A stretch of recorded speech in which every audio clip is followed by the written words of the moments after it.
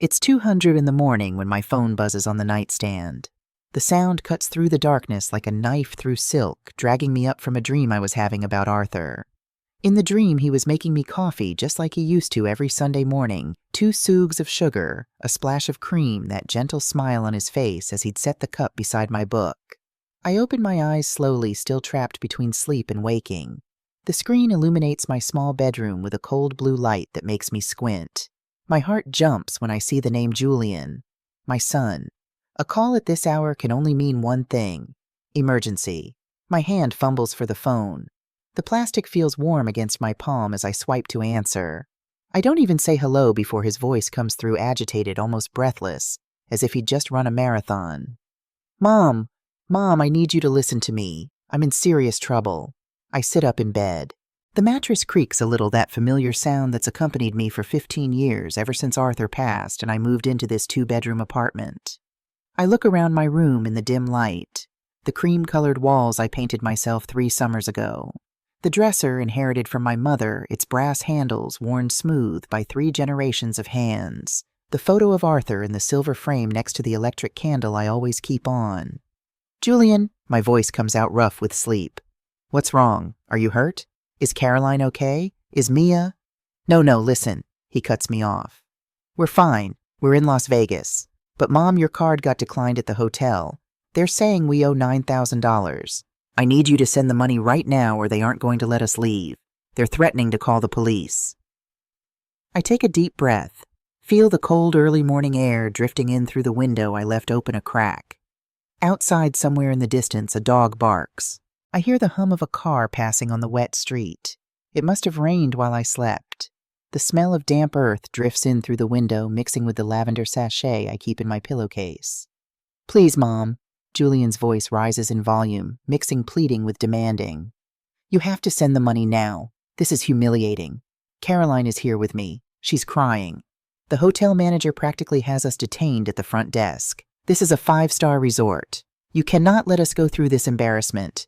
Just send the money and we'll fix it tomorrow. I close my eyes. I see Julian at 5 years old running toward me with skinned knees after falling off his bicycle. I can still feel his small arms wrapped around my waist, his tears soaking through my shirt. I see him at 12, the day his father died. We stood in the hospital parking lot and he hugged me so tight I could barely breathe. We'll always be together, Mom, he'd whispered. I promise. Just you and me now. I see him at 25 introducing me to Caroline with that nervous smile, asking me to treat her like a daughter. She's the one, Mom. I know it. You're going to love her. I open my eyes again. The reality is this: a phone vibrating in the dark. A voice demanding money as if it were my obligation.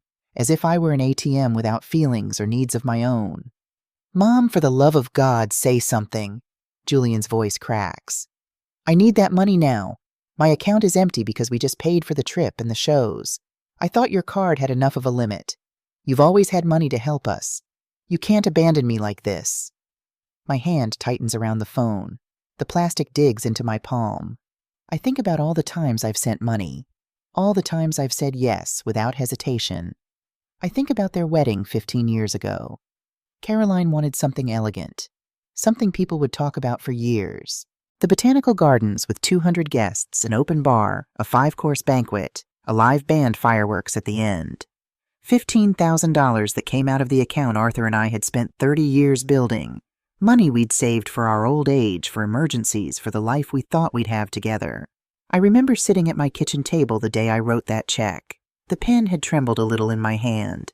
When I gave it to Julian, he'd hugged me and said, Mom, you're the best. I promise we'll make it up to you. They never did. After that came the down payment on their house. $30,000 when Julian arrived, telling me they'd found the perfect colonial in the suburbs. The bank requires a larger down payment, Mom. It's an investment. It's our future. Caroline is pregnant with Mia. We need space for our family. I paid. I always paid. The new car when theirs broke down. $8,000. The living room furniture, because what they had was already outdated. $4,000. The trip to Europe for their 10th anniversary. $6,000. The high-end laptop Julian needed for his work. $2,500. Mia's private school uniforms and tuition. Thousands and thousands of dollars every year. And here I am in my 2-bedroom apartment where the heater sometimes fails in winter, with my television from 12 years ago that has a green line in the corner, with my refrigerator that's been making a strange noise since last summer, but it keeps running so I don't replace it, with my comfortable shoes bought on clearance because the other ones hurt my feet, but I couldn't bring myself to spend $150 on new ones. "Mom, are you hearing me or not?" Julian's voice pulls me back. "The manager is losing patience. Caroline is hysterical. This is your responsibility. You gave me that authorized user card. You told me to use it in emergencies. Well, this is an emergency." Something shifts inside me. Something that's been building for years, pressing against my ribs, like water against a dam. And suddenly the dam breaks. "Call your wife's family," I say. My voice comes out calm, almost indifferent, like I'm discussing the weather instead of changing the entire trajectory of our relationship. "What?" Julian sounds shocked. "Mom, what are you—" I hang up before he can finish. I turn off the phone completely, leave it face down on the nightstand. Then I lie back down. I adjust the pillow under my head, close my eyes. The silence returns to my room like a soft blanket wrapping around me. I feel my heart beating, slow, steady, strong. I fall asleep thinking about the coffee I'm going to make tomorrow, the toast with strawberry jam I bought on Saturday, the television show I missed tonight because I went to bed early. I sleep without guilt. I sleep deeply. I sleep like I haven't slept in years. I wake up with sunlight streaming through the window. It's 8 in the morning. I stretch slowly, feeling my bones creak with that familiar sound of 72 years well lived. I get up, put on the brown slippers Mia gave me 2 Christmases ago. The carpet in my bedroom is worn in places, showing the hardwood underneath, but it's soft under my feet. I walk to the kitchen, each step deliberate, mindful. This is my space, my home, mine. I put water on to boil for my coffee. While I wait, I look out my kitchen window. Mrs. Higgins from the apartment across the way is walking her poodle like she does every morning. She's 83, bent over her walker, but she never misses a day. An orange tabby cat walks along the fence with that perfect balance only cats have, tail high like a flag. The sky is clear, that deep azure color that promises a hot day. The kettle whistles. I make my coffee with 2 spoonfuls of sugar, just the way I like it. I take out the bread I bought yesterday, toasted a little, spread butter and jam. Real butter, not margarine. Arthur always said life was too short for margarine. I sit at my small round table, the one Arthur and I bought at a flea market 30 years ago. The wood is worn. It has stains that no cleaning product has been able to remove, coffee rings, ink marks, the permanent evidence of meals shared and bills paid and love letters written. But it's mine. It's ours. I eat slowly. I chew every bite. I savor my coffee. I don't turn on the television. I don't check the phone I left turned off. I just enjoy this moment of silence. This moment where no one asks me for anything. No one demands anything. No one makes me feel that my only function in this world is to open my wallet. I finish my breakfast. I wash the dishes. I dry each one with care, put them in their place. Everything has an order in my kitchen, a system I've perfected during decades of living alone. Arthur died 20 years ago. 20 years of learning to be by myself, of cooking for one, of sleeping in a bed that feels too big, of making decisions without consulting anyone. 20 years of being the mom who solves problems. 20 years of being my son's personal bank. I turn on the phone. I expected this. 37 missed calls, 22 text messages, all from Julian, some from Caroline. I don't even open them. I know exactly what they say. Please, demands, guilt. The perfect recipe to make me feel like the worst mother in the world. I leave the phone on the table and walk to my bedroom.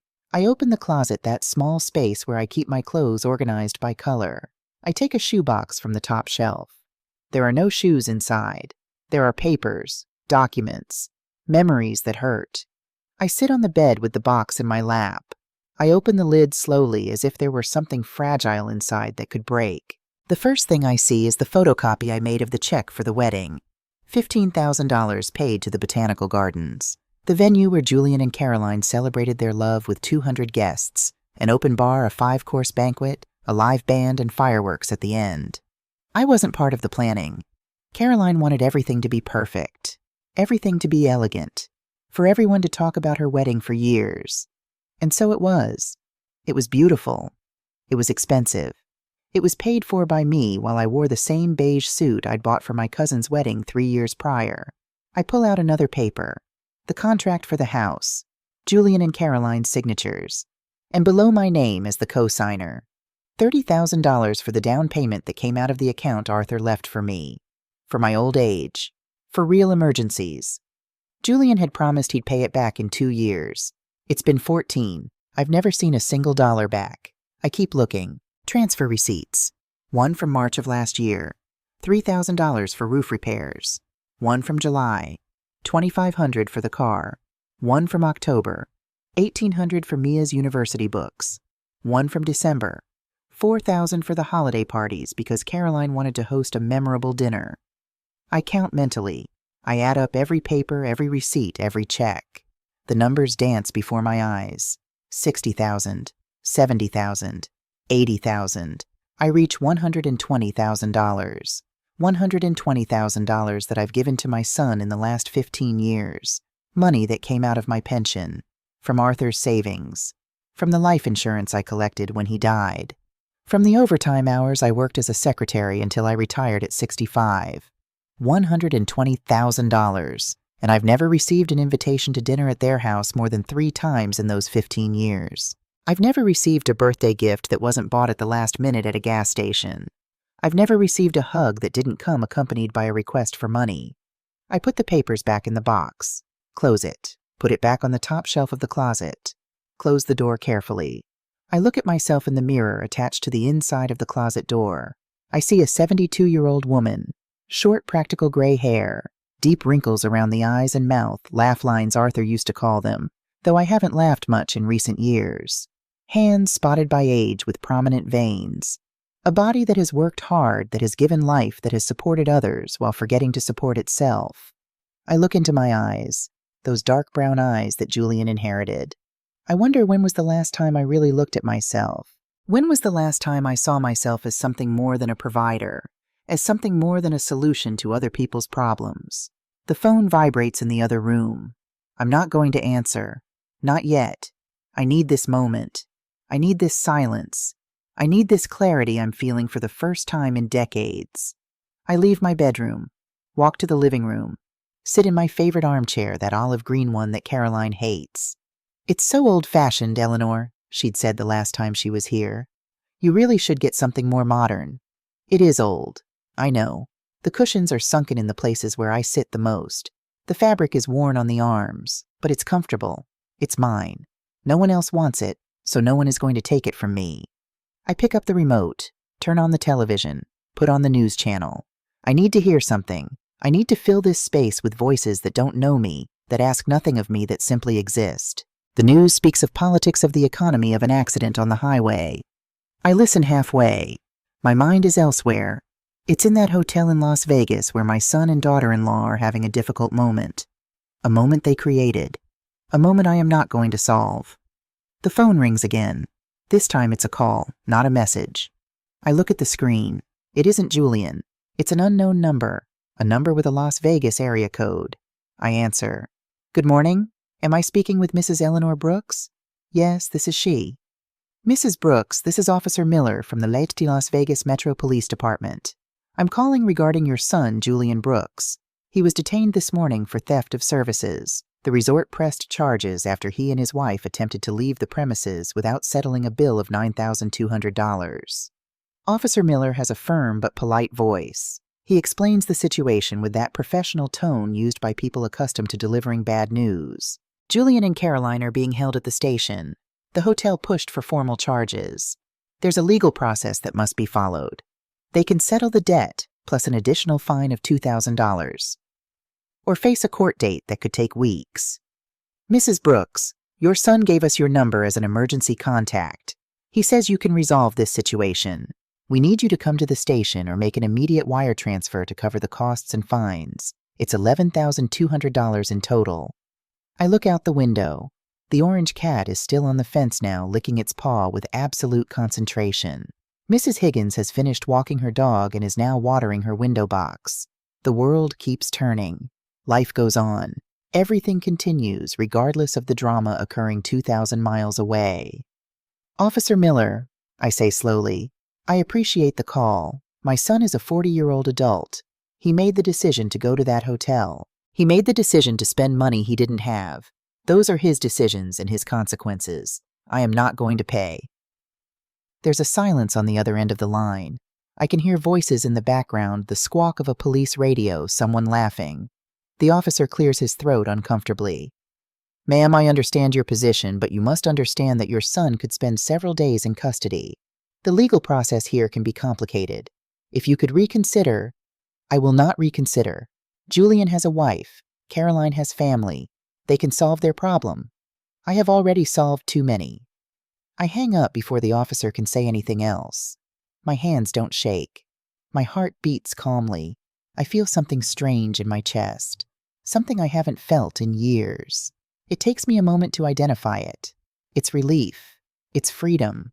It's the weight of decades falling off my shoulders like a heavy coat I finally take off. The phone explodes with messages. I read them one by one, each word like a knife that no longer hurts because the skin has become too tough, too tired of bleeding. Julian, Mom, the police said you aren't going to pay. How can you do this to me? I'm your son, Caroline Eleanor. This is unbelievable. You have us locked up here like criminals. What kind of mother are you, Julian? They're going to move me to a cell. There are dangerous people here. Is that what you want?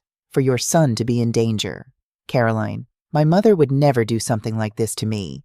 She actually knows what family love is. Julian, you paid for everything for us for years, and now that I really need you, you abandon me. You're a hypocrite. I turn off the phone again. Leave it on the table. Get up from the armchair and walk to my bedroom. I open the drawer of my nightstand, the one I always keep locked. Inside is an old hardcover notebook, chocolate brown with worn edges.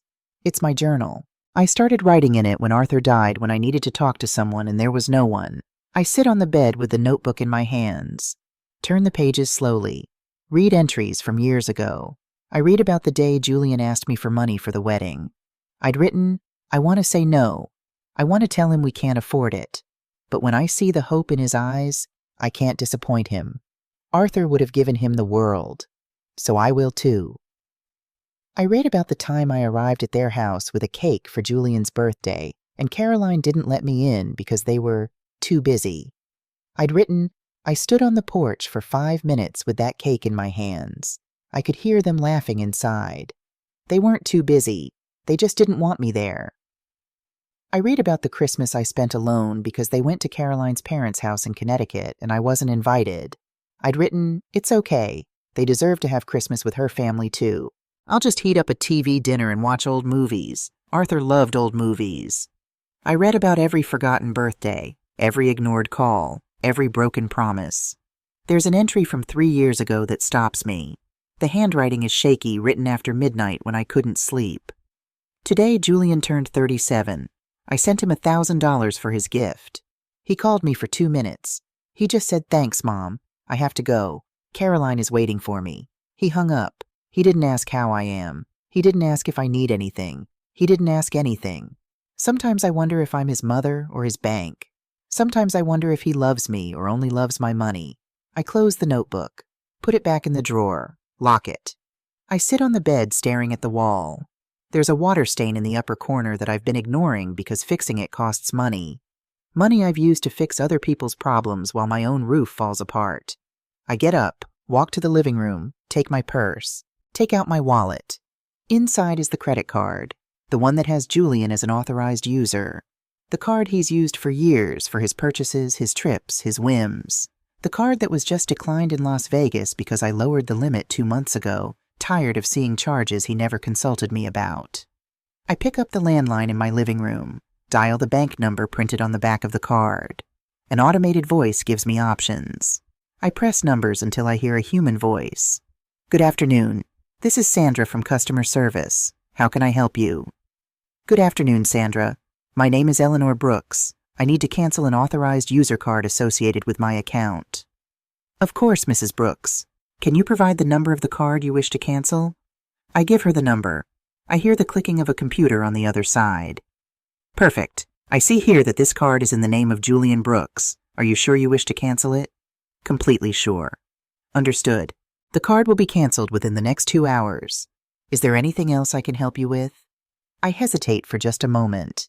Then I think about that entry in my journal, about Julian hanging up after 2 minutes, about standing on his porch with a birthday cake he didn't want. Yes, I want to check on automatic transfers I have set up on my account. Let me check. More clicking. I see you have a monthly automatic transfer of $2,500 that deposits into account ending in 3421. Do you wish to cancel this transfer, $2,500, every month? For how long I try to remember when I set it up. Maybe 5 years ago, maybe more, Julian had asked for help with monthly expenses. Just until I get the promotion mom, just a few months. I'd set up the automatic transfer and forgot about it. Just another thing I did without thinking. Just another way I made myself smaller so he could be bigger. Yes, I say. Cancel it, please. Are you completely sure this action is irreversible? I am sure. Very well. The automatic transfer has been canceled. Anything else, Mrs. Brooks? No, that's all. Thank you, Sandra. Thank you. Have an excellent day. I hang up. I stand in the middle of my living room phone, still in hand. I feel something strange running through my body. It isn't guilt. It isn't regret. It's power. It's control. It's the sensation of finally taking the reins of my own life after years of letting others drive. I look at the wall clock Arthur bought on a trip to San Francisco. It's 11 in the morning. I have the whole day ahead of me. The whole day for me. I make myself another coffee. This time I take a chocolate cookie I bought a week ago that I was saving for a special occasion. Today is a special occasion. Today is the day I decided my life belongs to me. I sit in the armchair with my coffee and my cookie. Turn on the television. Change channels until I find an old black and white movie. It's one of those Arthur loved. Casablanca. I leave it on even though I don't pay much attention. The phone vibrates again. This time it's a different number. I recognize it. It's Caroline's mother, Catherine. A woman who has always treated me with that cold courtesy that hides contempt. A woman who has always thought her daughter married beneath her station, even though she never says it directly. I answer.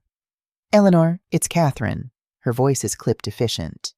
Caroline called me crying from Las Vegas. She told me what's happening. She told me you're refusing to help. I need you to understand the gravity of the situation.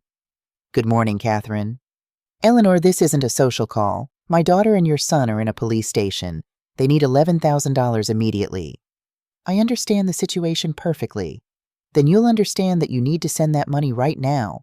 They're your son and daughter-in-law. They're family. They're adults capable of making their own decisions, and decisions have consequences. Catherine's voice hardens. I can imagine her in her elegant house in Connecticut, sitting in her living room with imported furniture, her coffee served in fine china, looking out her bay windows at the garden perfectly manicured by the landscaper who comes 3 times a week. Eleanor, I don't know what's wrong with you, but this is unacceptable. My daughter is suffering. She's locked in a police station as if she were a delinquent, and all because you decided to throw a tantrum at your age. It isn't a tantrum, Catherine. It's a decision. The first decision I've made for myself in 15 years. Well, it's a selfish and cruel decision. Do you know how many times Caroline has told me how generous you are? How many times she's defended you when I say Julian depends too much on you? And now it turns out it was all a lie. That in the moment that really matters, you abandon your family. I take a deep breath. I feel the anger starting to boil in my stomach, but I force myself to keep my voice calm. I am not going to give her the pleasure of seeing me upset. Catherine, for 15 years I've paid for practically everything in your daughter and my son's life. I paid for their wedding while you complained that the venue wasn't elegant enough. I paid the down payment on their house while you criticized that the neighborhood wasn't exclusive enough. I paid for their cars, their vacations, their furniture, Mia's school. I paid for it all while living in an apartment where the heater fails and moisture stains the walls. No one forced you to do that, Eleanor. If you did it, it was because you wanted to, because it's your obligation as a mother. Children are for life. You're right. No one forced me. I did it because I love them, because I thought it was my duty, because every time Julian called me with a problem, I ran to fix it. But you know what, Catherine, love cannot be one-sided. Love cannot be me giving and them taking. Love cannot be me sacrificing myself while they live as if they had all the money in the world. Oh, please, Eleanor. How dramatic you've become. This isn't about love. It's about responsibility. Julian is your son. Period. You brought him into this world, and it's your responsibility to take care of him. Julian is 40 years old, Catherine. 40. He isn't a child. He isn't a teenager. He's a grown man with a wife and a daughter. It's time he starts solving his own problems. Well, if you aren't going to help, I will. I'm going to send the money right now. And when they return, we're going to have a very serious conversation about your attitude. Perfect, Catherine. Send the money. Solve the problem for them. But when they call you in 3 months asking for more, when they have another emergency in 6 months, when they need another bailout in a year, remember this conversation. Remember I warned you. I hang up before she can respond. My hands are shaking a little now. Not from fear, not from guilt, from rage contained for years, from frustration stored in every ignored call, in every forgotten birthday, in every time I was treated as a means to an end. I walk to the kitchen. I need to move. I need to do something with this energy boiling inside me. I open the refrigerator. There's chicken I bought 2 days ago. There are vegetables. There is rice. I decide to cook. Cooking has always calmed me. The process of chopping, seasoning, mixing flavors returns me to a place of control. I put music on the radio, a station playing old jazz. Arthur loved jazz. We used to dance in this very kitchen on Sunday afternoons when Julian was small and would laugh watching us spin between the stove and the refrigerator. I chop onions. The tears that come out aren't just from the onion. They're for the lost years, for the wasted opportunities, for the version of myself I forgot. Somewhere along the way, while I became the mom who fixes everything, I stopped being Eleanor. I chop tomatoes, garlic, peppers. I put oil in the pan. I hear the sizzle when I throw in the vegetables. The smell fills my kitchen. It's a smell of home, of life, of normalcy. The phone rings again. I ignore it. It keeps ringing, insistent, annoying. Finally, I pick it up. It's Mia, my granddaughter, the only person in that family who sometimes calls me just to ask how I am. Grandma. Hello, sweetie. Grandma, Mom just called me. She's crying. She told me what happened. She told me Dad and her are detained. She told me you don't want to help. That's right, Mia. I'm not going to help this time. There's a long silence. I hear Mia's breathing on the other end. She's 19. She's in college pre-med because she wants to help people. She's a good girl. She has her grandfather's heart. Grandma, can I ask you something without you getting mad? Of course, sweetie. Ask whatever you want. Why now? Why after so many years did you decide not to help just now? I sit in the kitchen chair. The pan is still sizzling on the stove, but for a moment I ignore it. This question deserves an honest answer. Mia, do you know how much money I've given your dad in these 15 years? No, Grandma. We never talk about that at home. $120,000, maybe more. I lost count a long time ago. $120,000 that came out of my pension, from the savings your grandfather left for me, from the life insurance I collected when he died. Money I should have used for my old age, for my needs, for my peace of mind. Grandma, I didn't know it was that much. I know, sweetie. No one knows because I never said it. Because every time your dad called me, I just said yes. Every time he needed something, I just paid. I became the automatic solution to every problem. And you know what happened, Mia? I stopped being a person. I stopped being Eleanor. I became Julian's mom, Mia's grandmother, Caroline's mother-in-law, but never myself. I hear a soft sob on the other end of the line. Grandma, I'm so sorry. I haven't treated you like I should have either. I also only call you when I need something, when I need money for books or to go out with my friends. I'm just like them. No, sweetie, you're different. You at least call me on my birthday. You at least ask me how I am every once in a while. You at least see me as a person and not a bank. But it isn't enough, Grandma. I haven't been fair to you. None of us have. I turn off the stove. The vegetables are cooked.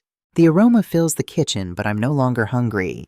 I get up, walk to the window. The orange cat is no longer on the fence. Mrs. Higgins is no longer on her balcony. The world continues its course indifferent to my personal drama. Mia, can I tell you something I've never told anyone? Of course, Grandma. Anything. When your grandfather died, I was devastated.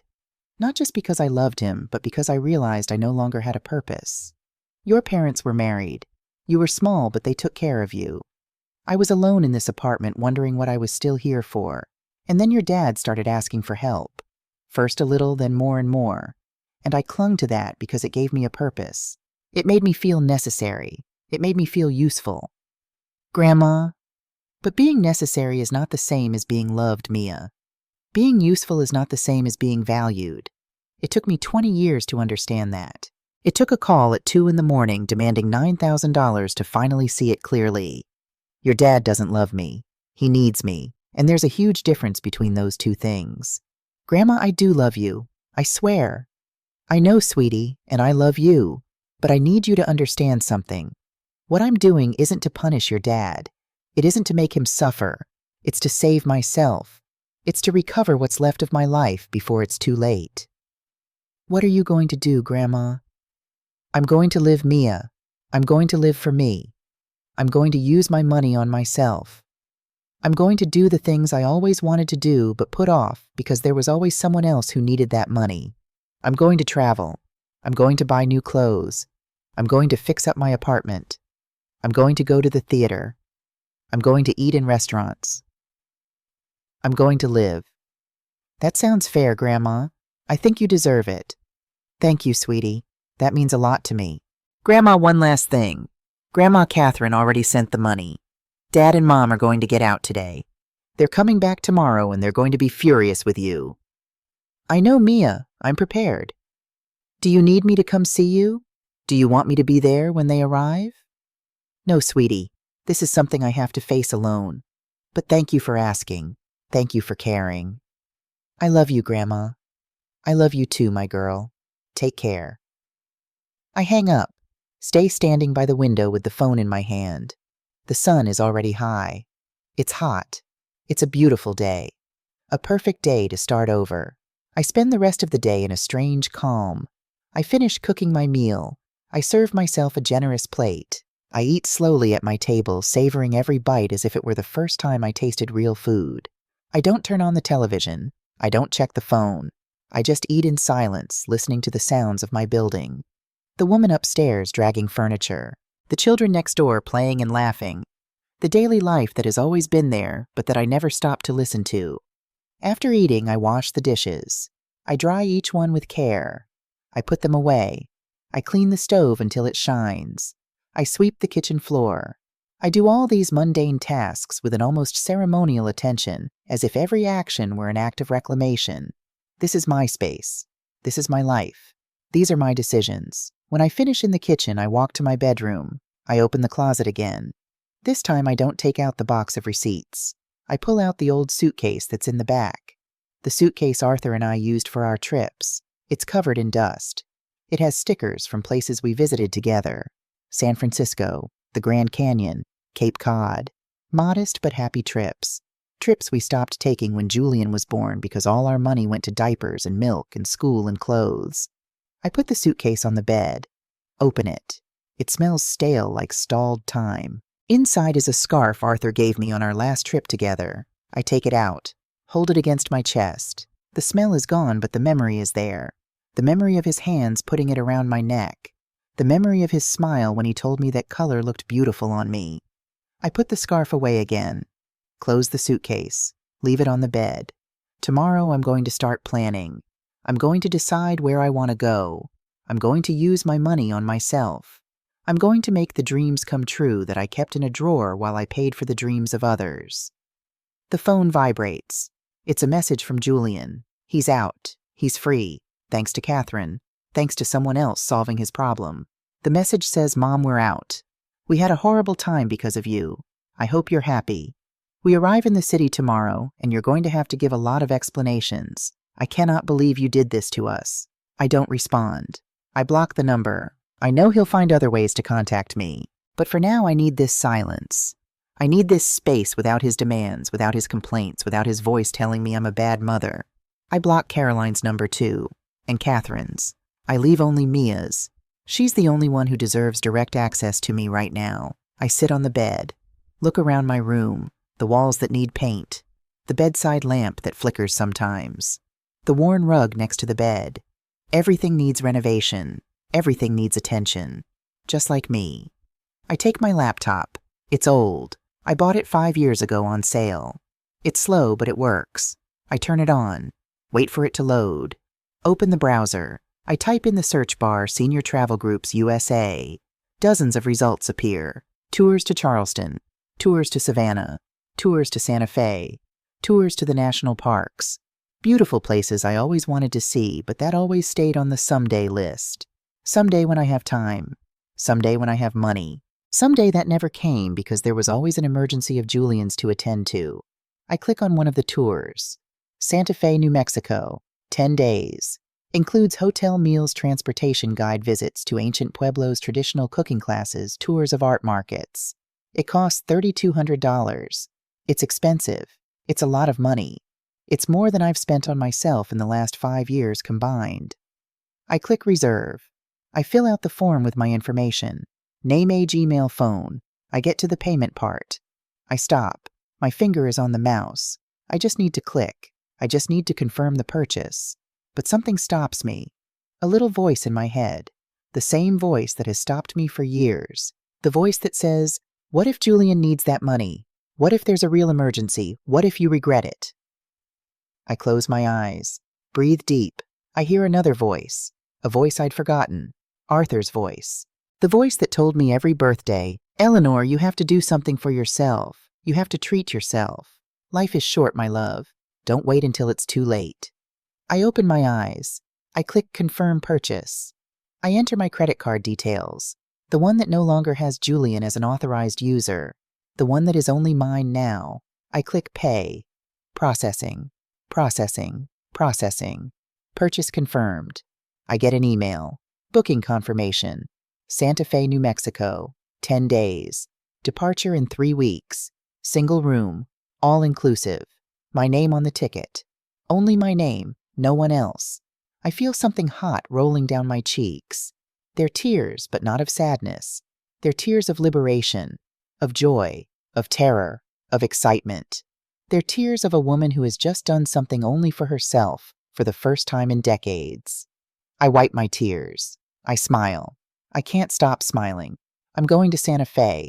I'm going to see new places. I'm going to eat delicious food. I'm going to walk through adobe streets. I'm going to buy art. I'm going to take photos. I'm going to live. I close the laptop, get out of bed, walk to the mirror. I look at myself again. That 72-year-old woman stares back at me, but now there's something different in her eyes. There's light. There's hope.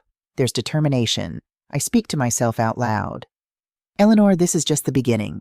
You're going to reclaim your life. You're going to be happy. You're going to live for yourself. The rest of the afternoon I spend researching. I read about Santa Fe, about its traditions, its food, its art. I read travel blogs written by other women my age who went alone and discovered themselves in the process. I look at photos of Bandelier National Monument of Taos Pueblo, of the markets full of colors and handmade pottery and woven rugs. Each photo excites me more. Each description makes me wish the 3 weeks would fly by. When it gets dark, I prepare a simple dinner. Toast with cheese and apple chamomile tea. I sit in my favorite armchair. Turn on the television. It's a Wonderful Life is playing. I've seen it 1,000 times, but I don't care. I leave it on while I eat my quiet dinner. At 9 at night, I get ready to sleep. I put on my comfortable pajamas, the soft cotton ones with little flowers that I bought at Target 3 years ago. I brush my teeth, put cream on my hands like I do every night, get into bed, turn off the light. The darkness wraps around me softly. I think about tomorrow. Julian and Caroline are going to return. They're going to come here. They're going to knock on my door. They're going to demand explanations. They're going to scream. They're going to cry. They're going to use every manipulation tactic they know. They're going to tell me I'm a bad mother, that I'm selfish, that I'm going to die alone. But I know the truth. I know that what I did was not bad. It was necessary.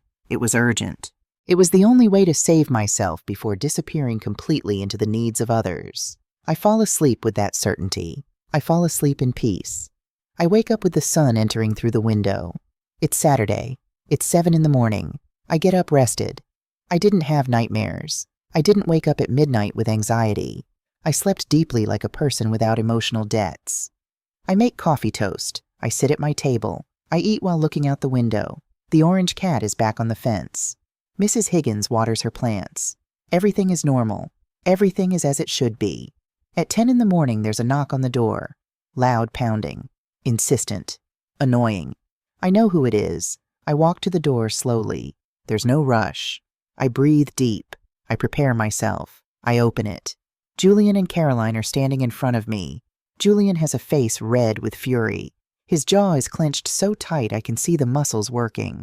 Caroline has eyes swollen from crying. Her makeup smeared, her designer blouse wrinkled. Behind them are suitcases. They came straight from the airport. Julian speaks first. His voice is a contained scream. "How could you, Mom? How could you leave us stranded like that? Do you have any idea what we went through? Do you have any idea of the humiliation?" "Good morning, Julian. Good morning, Caroline. Come in." They stay standing without moving. They expected an apology. They expected tears. They expected the mom who always caves.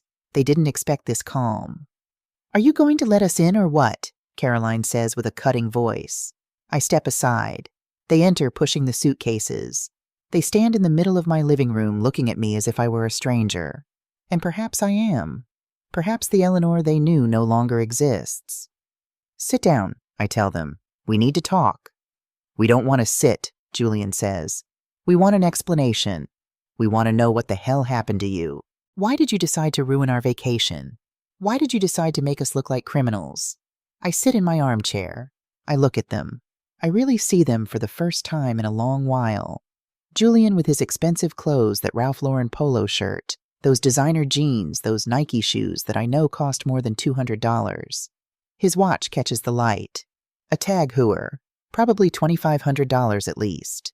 Caroline with her Michael Kors bag, her Chanel sunglasses perched on her head, her ivory silk blouse that probably cost more than what I spend on clothes in a year.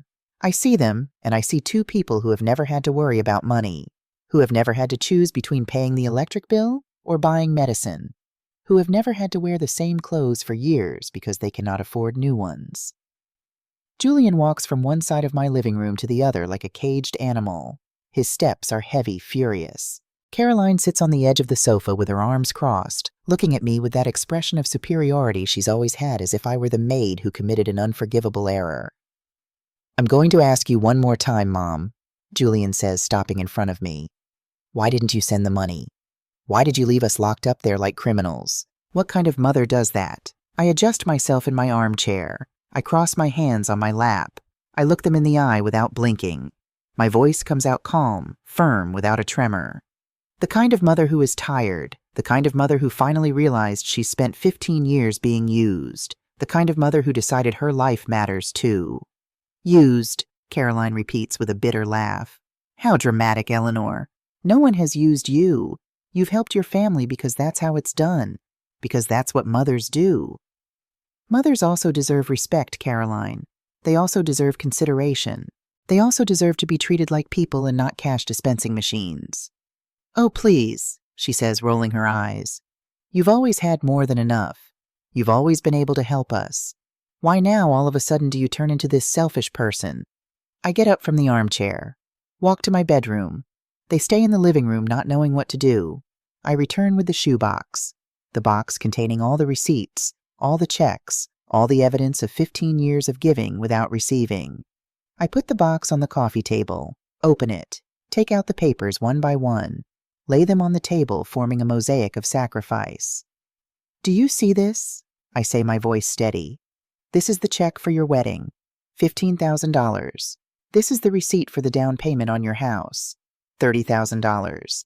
This is the transfer for the car, $8,000. This is the trip to Europe, $6,000. This is the laptop, the furniture, the tuitions, the emergencies, the vacations, the whims." Julian approaches the table. He looks at the papers with a furrowed brow. Caroline remains on the sofa, but I can see her face change color. I keep taking out papers. I keep putting evidence on the table. Each receipt is a stab in my heart, but it's also a liberation. It's the truth exposed. It's the reality I never wanted to face. $120,000, I say finally. That's what I've given you in 15 years. $120,000 that came out of my pension, from your father's savings, from the life insurance that was supposed to protect my old age. Julian picks up one of the papers. He looks at it as if it were the first time seeing it. Maybe it is. Maybe he never stopped to think where the money came from.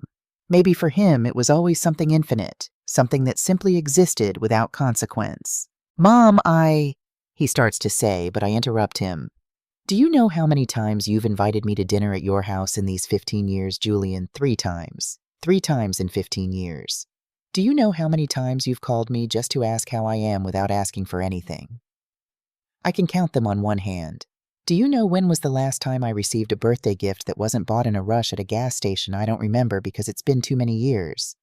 "That isn't fair," Caroline says, standing up from the sofa. "We have busy lives. We have responsibilities. We can't be calling you all the time. But you can call me when you need money. Then you have time. Then you remember I exist." Julian drops the paper on the table. He runs his hands through his hair. I see something in his face I haven't seen before. Is it shame? Is it guilt? I'm not sure. "Mom, I know we've depended on you a lot. I admit it. But I always thought you did it because you wanted to. You never told me it bothered you. You never said no." "And that's the problem, Julian. I never said no because I was afraid. Afraid you would stop calling. Afraid you would cut me out of your life. Afraid of being completely alone. So I kept saying yes. I kept paying. I kept sacrificing until I became a shadow. Until I forgot who Eleanor was beyond being your mom. I walk to the window. I need space. I need air. The orange cat is still on its fence. Mrs. Higgins is folding laundry on her balcony. Life goes on outside regardless of the drama occurring in my living room. When your father died, I continue speaking without turning to see them. I was destroyed. Not only because I lost him, but because I realized I no longer had a purpose. You two were married. Mia was small, but you took care of her. You didn't need me anymore, or so I thought.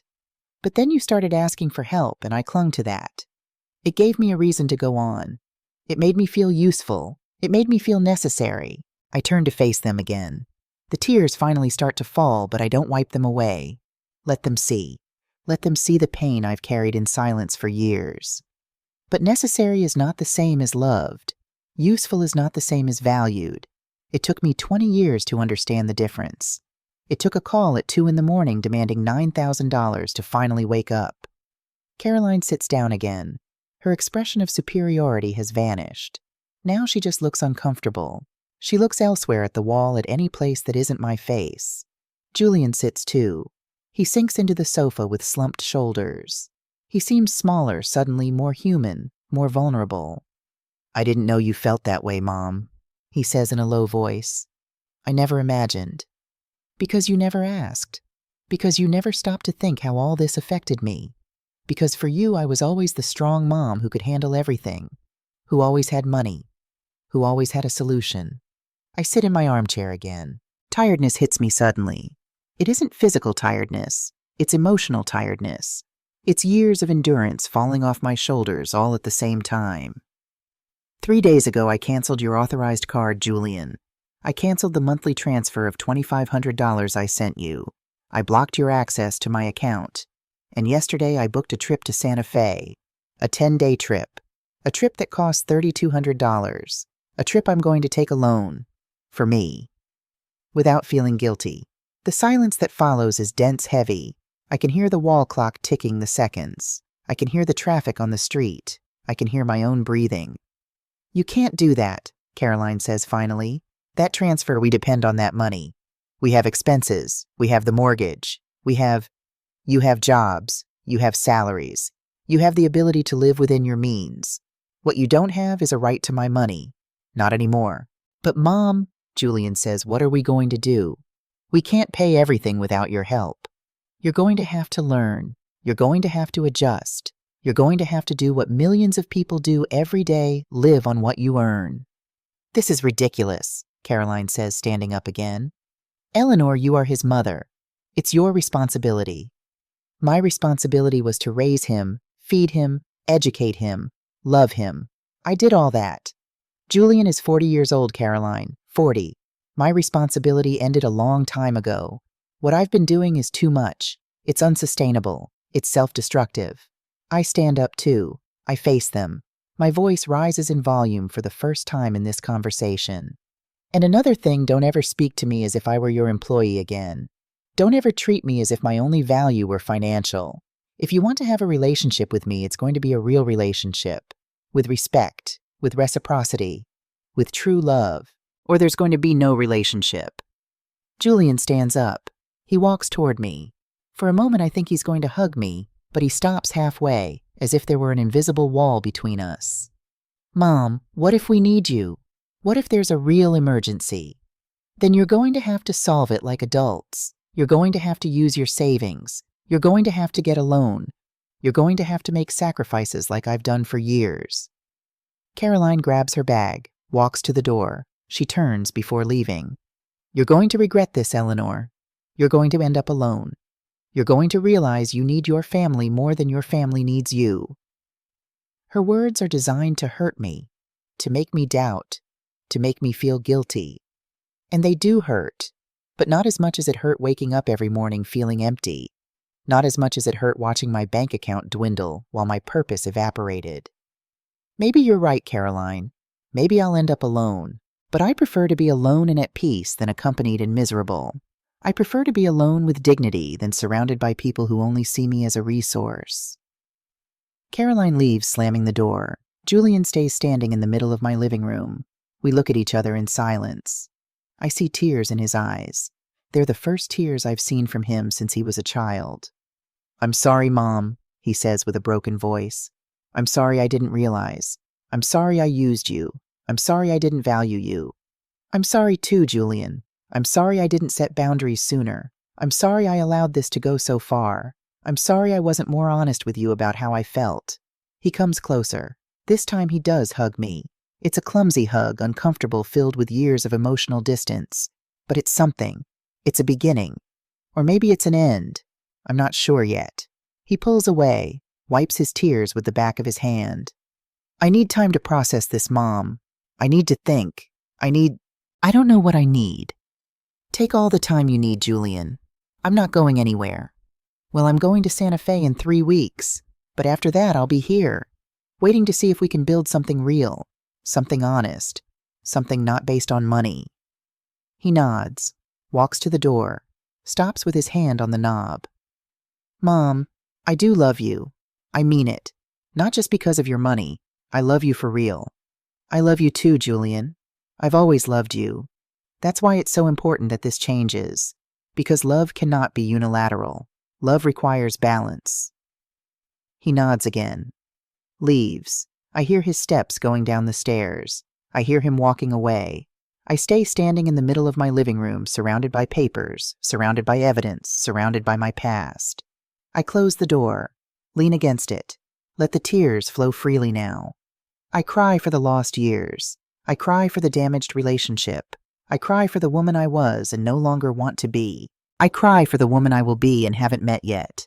I cry until there are no more tears, until my body is empty of everything except exhaustion. I crawl to my bedroom, throw myself on the bed without taking off my clothes, close my eyes. I sleep deeply. I wake up hours later. It's already night. The room is dark. I get up slowly. My body aches as if I'd run a marathon. I walk to the kitchen, make tea, sit at the table with the steaming mug between my hands. The phone vibrates. It's a message from Mia.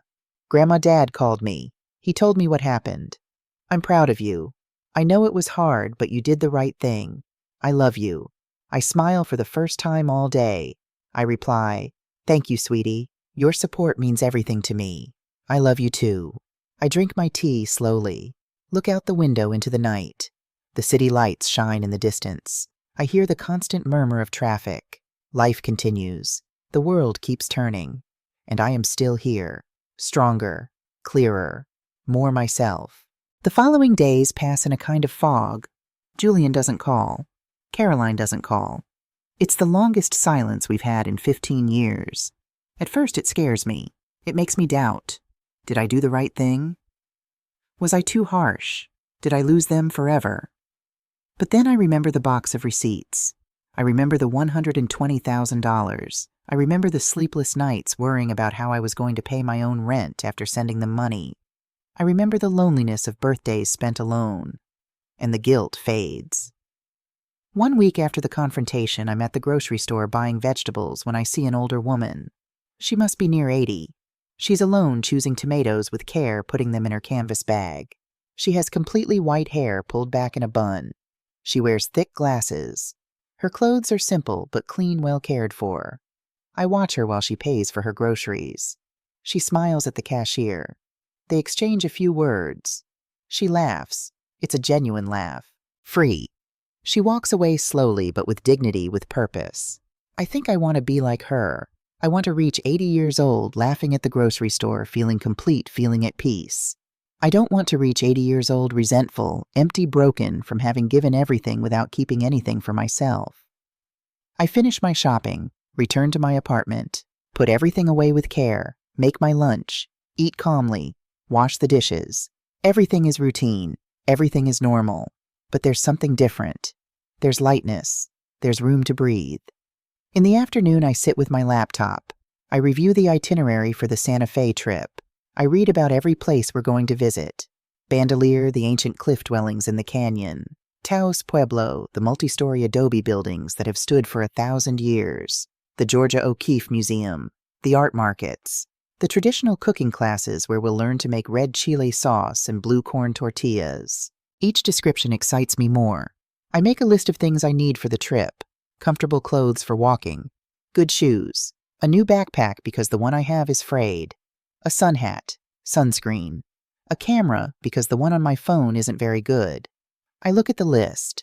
Everything adds up to near $500. The Julian of before would have used that on one dinner in Las Vegas. The Caroline of before would have spent that on a pair of shoes. But for me, it's an investment. It's taking care of myself. It's preparing for something that's only mine. The next day, I go shopping. I go to an outdoor apparel store. A young saleswoman approaches. She has a kind smile, braided hair, a name tag that says Rachel. "How can I help you, ma'am?" I tell her about my trip. Her eyes light up. How exciting, my grandma travels alone too, and she says they're the best experiences of her life. Let me help you find everything you need. She helps me choose comfortable pants, the kind that dry quickly and have lots of pockets. Shirts that breathe, made of some technical fabric I've never heard of. A vest with many pockets for keeping things organized. Everything is practical, but good quality. I try everything on. Look in the mirror. I look like a traveler, like an adventurer, like someone who is alive. "You look wonderful," Rachel says. "You're going to have an amazing time." I pay with my card without feeling guilt, without hearing the little voice that says that money could be sent to Julian. That voice finally fell silent, finally went away. Then I go to a shoe store. I find one's perfect for walking New Balance with arch support and cushioning. The salesman explains about durability, about how they'll last for years. I try them on, walk around the store. They're comfortable, they're perfect. They cost $150. 6 months ago, I would have walked out of the store. I would have said my old shoes still worked. I would have saved those $150 for Julian's next emergency. But today, I buy them. I buy them without hesitation. Back home with my bags in hand, I feel different. I feel lighter, stronger, more present, as if I were finally inhabiting my own life instead of observing it from the outside. That night, I receive a call from Mia. "Grandma, can I come see you tomorrow? I want to talk to you." "Of course, sweetie. Come whenever you want." The next day, Mia arrives early. She brings pastries from a bakery she knows I like, those almond croissants with the flaky layers and the sweet filling. I hug her tight. She smells of fresh perfume of youth, of the future. We sit at the kitchen table. I make coffee. We cut the pastries. We eat in silence for a moment. Comfortable. Easy. "Grandma," she says finally, "I came to ask for your forgiveness." "Forgiveness? Why, sweetie?" "For having been part of the problem. For having asked for money so many times. For not having valued what you did for us. For not seeing that you were sacrificing yourself." I take her hand across the table. Her fingers are young, smooth, without the age spots that cover mine. "Mia, you're different. You at least call me. You at least ask how I am. You see me as a person. But it isn't enough, Grandma. I should have done more. I should have defended you when Mom spoke badly of you. I should have told Dad that he was abusing your generosity. You're his daughter. It's complicated to be in the middle. I understand. She shakes her head. Tears start to roll down her cheeks. No, Grandma, I don't want excuses. I want you to know that I realize it. I want you to know that I admire what you did. I want you to know that if I'm your age, I hope to have your courage. I get up, round the table, hug her from behind, lean my cheek against her head. You're a good girl, Mia. You have a beautiful heart. Don't let anyone change that. She turns in the chair, hugs me tight. We cry together. But these tears are different. They're tears of real connection, of true love, of something that isn't contaminated by money or obligation. When we pull apart, I show her my new clothes. I tell her about the trip. Her eyes shine with genuine excitement. Grandma, that's wonderful. You're going to have an incredible experience. You have to send me photos of everything. I will, sweetie. I promise to keep you updated on every moment. She stays the whole morning. We talk about her school, about her dreams of being a doctor, about her boyfriend who seems to be a nice boy, about her friends, about life. We talk like we haven't talked in years, like grandmother and granddaughter, like friends, like women. Before leaving, she gives me an envelope. Don't open it until I leave. I hug her again. Watch her go down the stairs. See her disappear. I return to my apartment. Open the envelope. Inside is a handmade card. It has flowers painted with watercolors, sunflowers and daisies and roses in bright, cheerful colors. Inside it says, Grandma, here is $200. It's all I have saved. I want you to use it on your trip. Buy yourself something nice. Eat in a fancy restaurant. Do it for me. Do it for you. I love you more than words can express. Your granddaughter who admires you. Mia. I sit in the armchair with the card in my hands. I read the words over and over. $200. For a college student, it's a fortune. It's sacrifice. It's real love. I cry again. But these are good tears. Tears that heal. Tears that rebuild. I put the card in a special place on my nightstand next to Arthur's photo, next to the things I love most, the things I value most. The days pass. The date of the trip approaches. Julian has not called. It's been 2 weeks since the confrontation. 2 weeks of silence. Sometimes I wonder if he's ever going to call, if we're ever going to be able to rebuild something. But then I remember that I cannot control his decisions. I can only control mine. And my decision is to live. My decision is to be happy. My decision is to honor Arthur's memory by being the woman he wanted me to be, a complete woman, a happy woman, a free woman. 3 days before the trip, I'm packing my suitcase when there's a knock on the door. I open it. It's Julian. He's alone. No Caroline. He has a tired face, red eyes, as if he hasn't slept well. Hi, Mom. Hello, Julian. Can I come in? I step aside. He enters slowly, sits on the sofa without me asking him to. Julian sits on the edge of the sofa, hands between his knees, staring at the floor. He has the posture of someone defeated, of someone who has been thinking a lot, of someone who is finally facing uncomfortable truths. I sit in my armchair, say nothing. I wait. I've learned that silence sometimes says more than 1,000 words.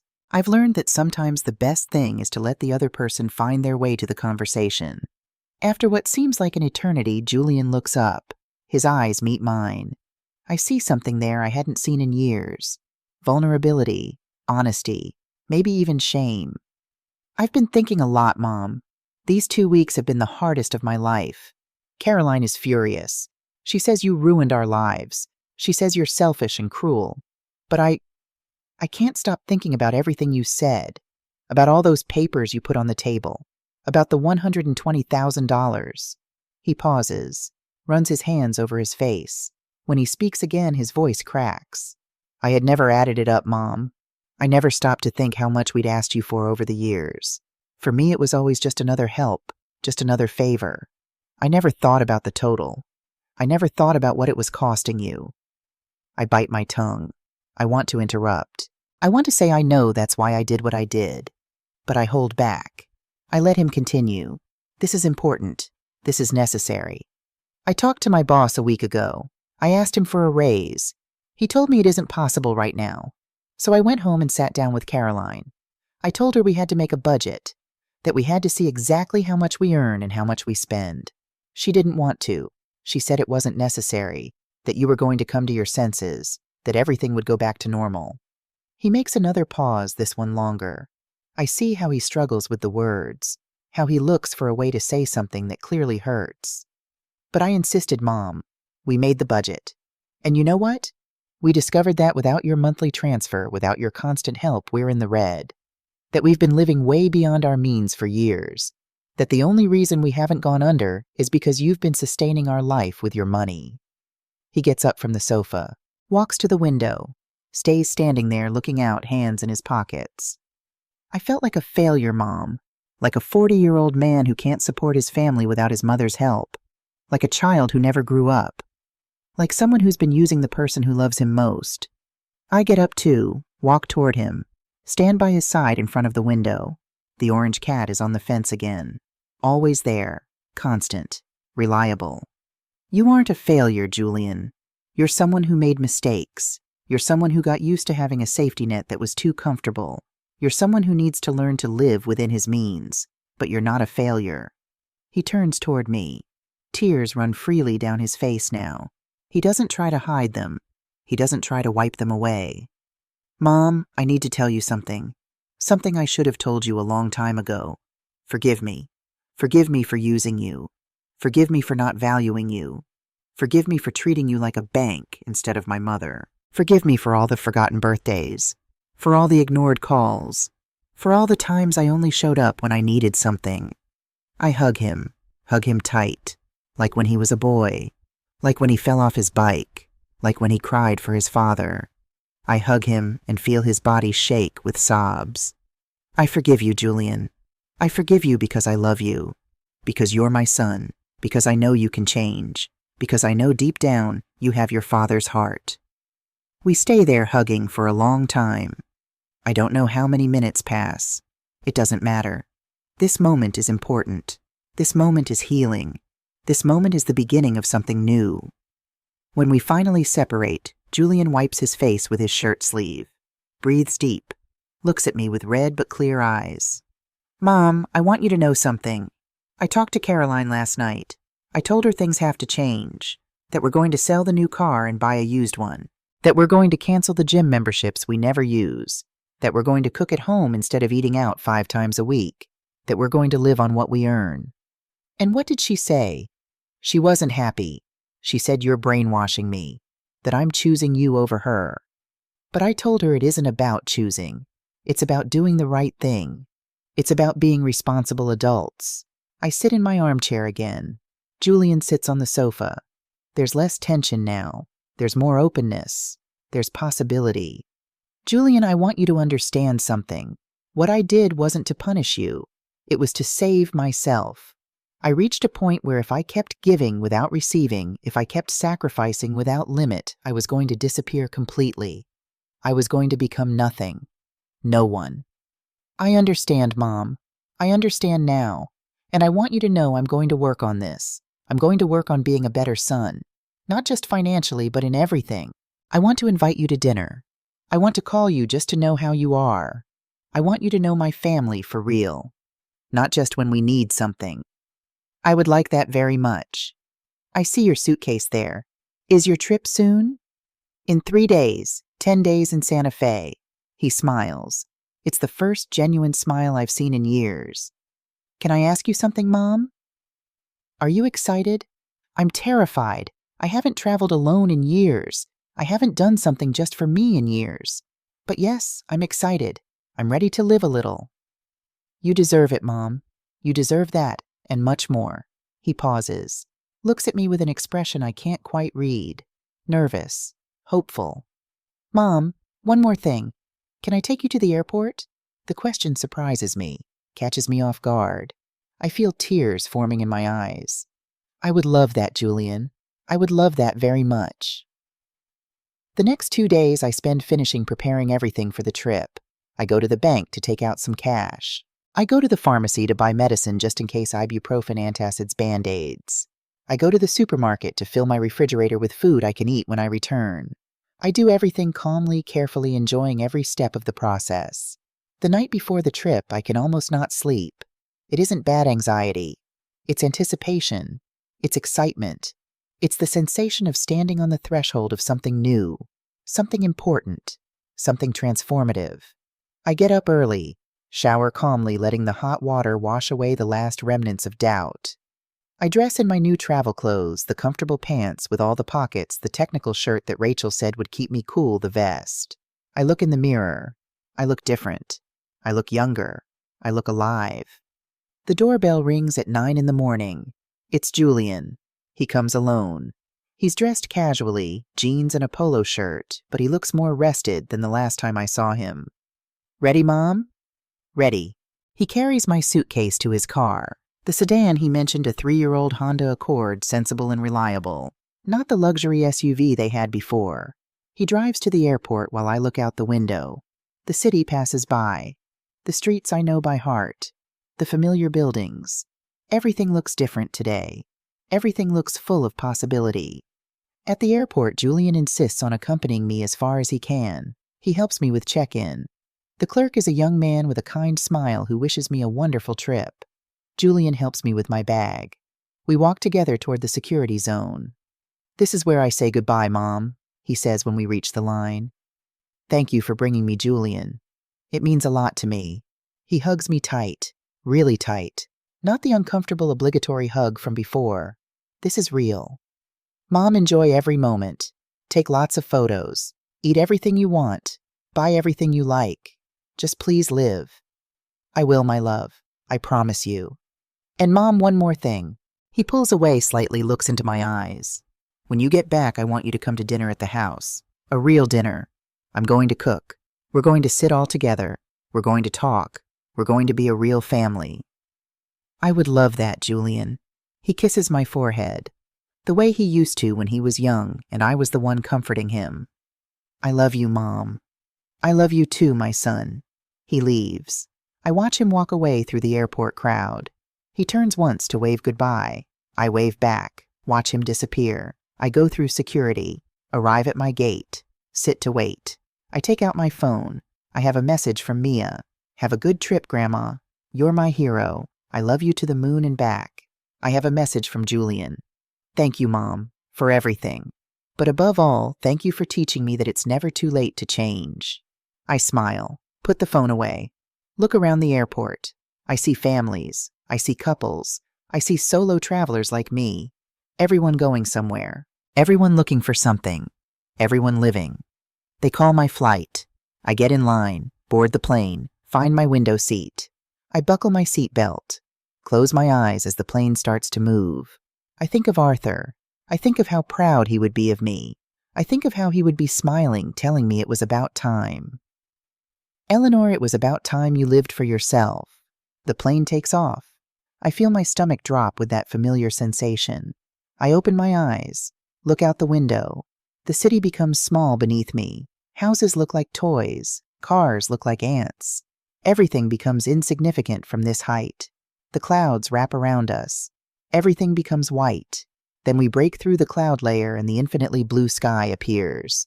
The sun shines with an intensity that almost hurts the eyes. I close the shade halfway, settle into my seat. I smile. I'm flying. I'm going towards something new. I'm alive. The flight lasts 4 hours. I read a magazine. I drink orange juice. I look out the window. I think about everything that's happened in the last 3 weeks. I think about the call at 2 in the morning that changed everything. I think about the decision I made. I think about the pain, the tears, the confrontation. I think about the liberation. We arrive in Santa Fe at midday. The airport is small, welcoming. I walk out with my suitcase. The heat hits me immediately. It's a dry heat, different from the humid summers back home. It smells of sagebrush, of mountains, of something ancient and deep. There's a man with a sign that says the name of the tour company. I approach. He welcomes me with a huge smile.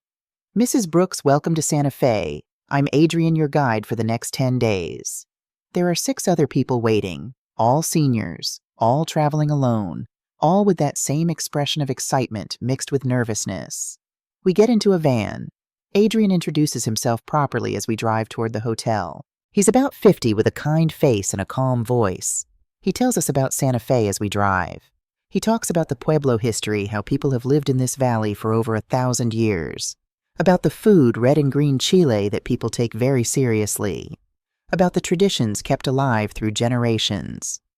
The hotel is beautiful, adobe style with a central courtyard full of flowers, bright red geraniums, purple petunias, yellow marigolds.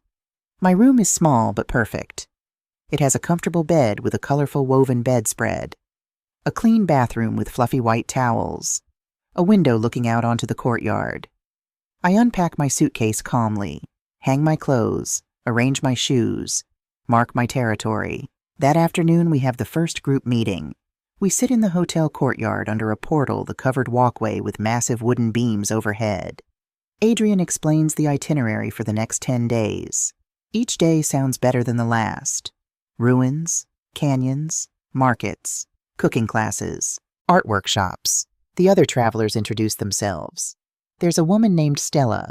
She's 68 from Chicago, just widowed a year ago. This is her first trip alone. There's a man named Victor. He's 75 from Seattle. Says he always wanted to see the Southwest, but his wife preferred the beach. She passed 3 years ago. There's a woman named Margaret. She's 70 from Boston, never married.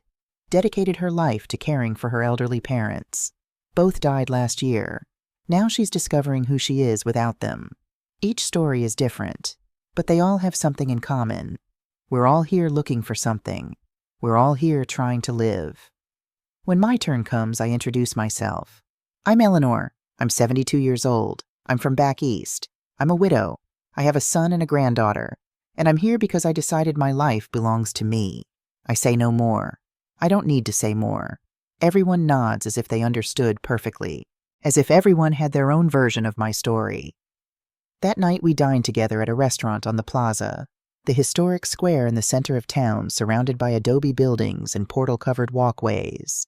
We tried tamales corn masa filled with pork and red chile wrapped in corn husks, green chile stew with chunks of pork and potatoes, blue corn enchiladas with an egg on top. Everything is delicious. Everything is new. Everything is an adventure. I laugh more at that dinner than I've laughed in months, maybe in years. Stella tells a story about getting lost in Chicago and ending up in the wrong neighborhood. Victor does an impression of his boss from 40 years ago that has us all in tears. Margaret shares a joke her father used to tell that's so corny it's funny. I feel something I haven't felt in a long time. I feel like part of something. Not because of what I can give, not because of what I can provide, but just because I'm here. Just because I'm me. The following days pass in a beautiful blur of experiences. We visit Bandelier National Monument. We climb the wooden ladders to the ancient cave dwellings carved into the canyon wall. From up there, I see the whole canyon stretching out below. I see mountains reaching as far as the eye can see. I feel the wind on my face. I feel the sun on my skin. I feel small, but also immense. Adrian tells us about the ancestral Puebloans, about their advanced civilization, about how they built this city in the canyon nearly 1,000 years ago and then mysteriously left. Nothing really ends, Adrian says. Everything transforms. They didn't disappear. They became the Pueblo people who still live in this region today. They carried their knowledge, their stories, their spirits to new places.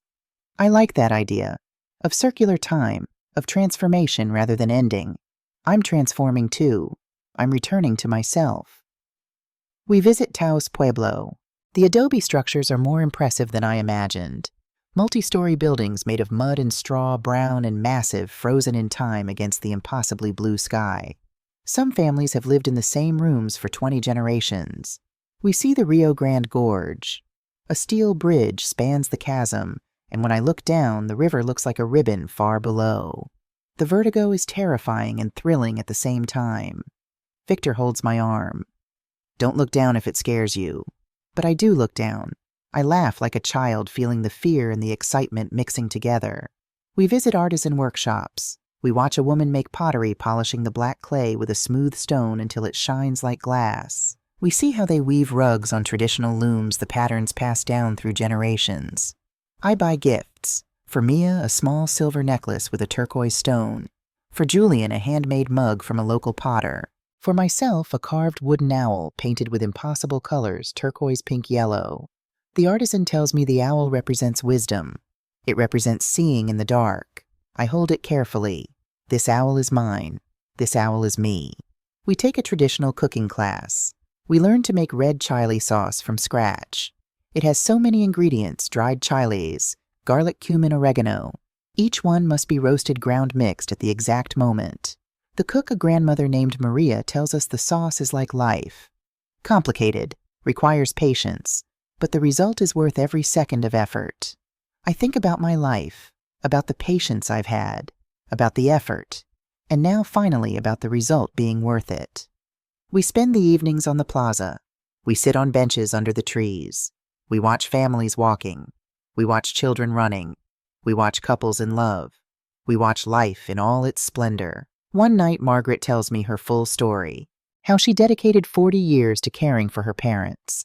How she never had children because there was no time. How when they died, she felt lost, empty, without purpose. But then I realized something, she tells me.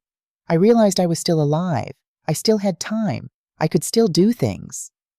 This is my 5th trip in 2 years, she says with pride, and every trip gives me back a piece of myself, a piece I thought was lost forever. I hug her, cry on her shoulder. She cries on mine. We don't need words. We understand. We understand what it is to recover oneself. We understand what it is to be reborn after having been dead in life. The days go by too fast. We visit the Loretto Chapel with its miraculous staircase, a spiral staircase with no center support that has stood for over a century. I put my hand on the smooth wood, feel the faith that's holding it up. I think I'm going to survive too. I'm going to keep standing. The last night we have a farewell dinner. We all share what this trip meant to us. Victor says he found joy again. Stella says she found courage. Margaret says she found community. When my turn comes, I stand up. I found Eleanor, I say. I found the woman I had forgotten existed. I found the woman who has a right to be happy, and I'm not going to lose her again. Everyone applauds. Some cry. Adrian tells us we're his favorite group of the year. The day of return, I arrive at the airport loaded with souvenirs, gifts, photos. My suitcase weighs more, but I feel lighter. The flight back I spend looking at the photos on my camera. There are the ruins against the sky, the gorge bridge, the markets full of color. There's a photo of me in front of the adobe church at Taos Pueblo. Stella took it. I look happy in the photo. I look complete. I look like me. I land at the airport at sunset. Get my bag. Go out to the arrivals area. There's Julian. And next to him is Mia, both holding balloons that say welcome home. I run toward them. The 3 of us hug. It's a long, tight, real hug. Grandma, you look radiant, Mia says. Mom, you look 10 years younger, Julian adds. I feel reborn. In the car on the way home, I tell them everything. I show them photos on my camera. I talk about my new friends, Stella and Victor and Margaret. I talk about the places I saw. I talk about the Eleanor I rediscovered. They take me to my apartment. Julian carries my suitcase all the way up. Mia opens the windows to let in fresh air. Both stay for a while. We drink tea. We eat the Biscochitos cookies I brought from Santa Fe, traditional cookies flavored with anise and cinnamon. We talk. We laugh. We are family. Before leaving, Julian reminds me, dinner is this Saturday, Mom, at my house, 7 o'clock. You don't have to bring anything. Just you. I'll be there, Julian. I promise. They leave. I stay alone in my apartment. But this loneliness is different. It isn't emptiness. It's fullness. It's peace. It's freedom. Saturday arrives. I get ready with care. I put on a peach-colored dress I bought in Santa Fe, flowing cotton with embroidered flowers on the neckline. I do my hair, put on perfume, look in the mirror. I look good. I look happy. I look dignified. I arrive at Julian's house at 7 sharp. I knock on the door. Julian opens. He's wearing an apron that says "Kiss the Cook." It smells of home-cooking rosemary and garlic, and something warm and comforting. Welcome, Mom. I enter. The table is set. There are flowers in the center, sunflowers in a blue vase. Candles are lit. The good china is out. Mia is helping in the kitchen. Caroline is sitting in the living room. She looks uncomfortable, but she stands up when I enter. Hello, Eleanor, she says with a neutral voice. Hello, Caroline, I respond with the same tone. The dinner is delicious. Julian cooked roast chicken with rosemary and lemon. He made roasted vegetables, carrots, and potatoes and Brussels sprouts. He made rice pilaf. He made a salad with greens from the farmer's market. Everything is perfect. We eat together. At first, the conversation is tense, forced, but little by little it softens. Mia talks about her classes, about a fascinating lecture on neuroscience, about her study group. Julian talks about a new project at work, about how he's learning to manage his money better, how they sold the luxury SUV and bought the sensible sedan, how they're eating at home more and actually enjoying it.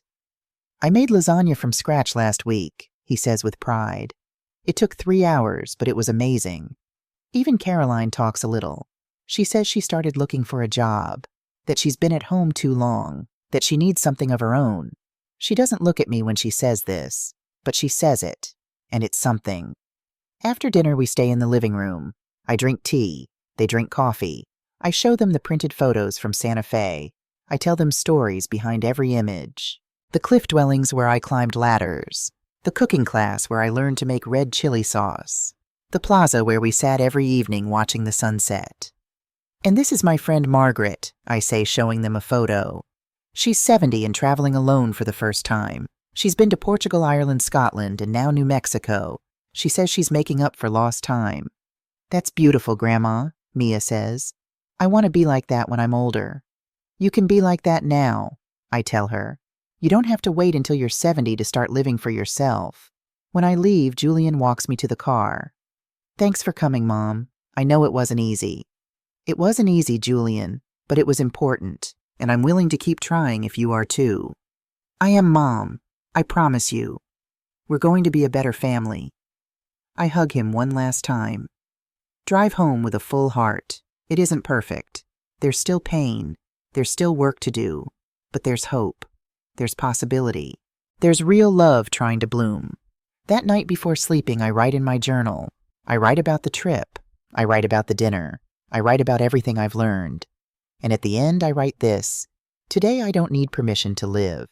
Today, I don't need to sacrifice myself to be loved. Today, I understand that true love doesn't cost everything. True love gives and receives. True love respects and values. I am Eleanor. I am 72 years old. I am a widow, a mother, a grandmother. But most importantly, I am myself. And that is enough. I close the journal, turn off the light, fall asleep smiling. Tomorrow is a new day, and I am a new Eleanor. An Eleanor who finally loves herself as much as she loves others. An Eleanor who is finally free.